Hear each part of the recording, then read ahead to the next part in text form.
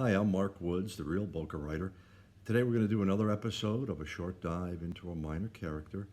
We're going to take a look at a character from the Pandemic of Discontent.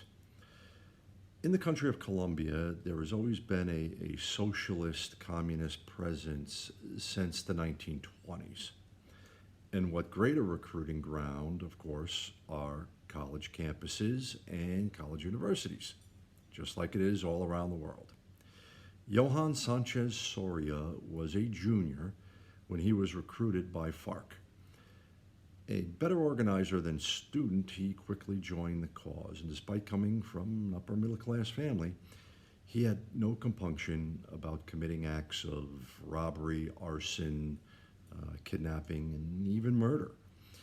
He quickly rose through the ranks. 10 years in, he was a lieutenant. However, 10 years later, he had become disillusioned with FARC. He didn't like their direction. He didn't like their lack of political influence.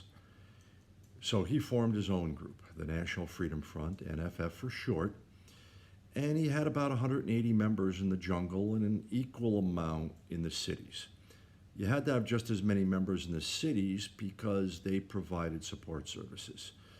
Food, money, medical attention, places to stay when needed. So after 3 or 4 years, he wanted to make sure the U.S. was aware of his presence. And there was a young attorney who was the legal attaché for the U.S. Embassy in Colombia, Chauncey Smart. Now, currently he's the U.S. attorney for the Southern District of Florida, but 10 years earlier, he was just finishing up his stint as the legal attaché in Bogota. And he was having lunch alone when suddenly this middle-aged man just came up and sat down across from him, ordered lunch, and they started talking. At the end of lunch, the man just stood up and walked away. And Chauncey Smart knew 4 things as fact. Number 1, the man's name was Johan Sanchez Soria. Number 2, he was the leader of the splinter group, National Freedom Front. Number 3, the U.S. State Department would soon put the National Freedom Front on their terrorist watch list.